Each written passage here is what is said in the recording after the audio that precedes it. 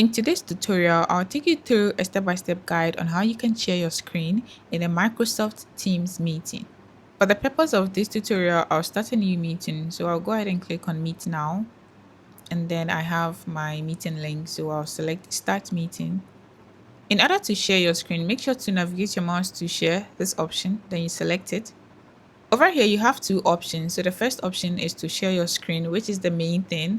And then the second option is to share your entire window, which is also another different thing on its own. So in order to share your screen, you're going to select this particular screen, okay? But before you share your screen, make sure that whatever you want to share, you've already opened that document. It's not now that when you are about to share your screen, you're going to open the document and all that. It will waste time. So make sure to open the document before you share your screen.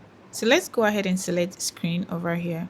The moment you select screen, your screen will be shared to the people in the meeting. So as your screen is being shared, you can navigate your mouse to the document or the page or anything at all that you want to present. You will navigate your mouse to that place and then it will be displayed for the people in the meeting to see. So over here, I am sharing this particular page. Okay, so follow my mouse. You can see that as I am doing all these rounds on the page, it's been displayed here on the sidebar like this for me to see.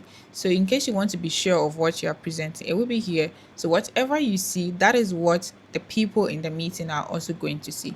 If you're done sharing your screen, all you have to do is select stop sharing and your screen will stop sharing on its own and it will bring you back to the meeting. If you have any questions, make sure to leave a comment and I would respond to them. Make sure to also subscribe to the channel so that you don't miss out on any other tutorial. I'll see you in the next one.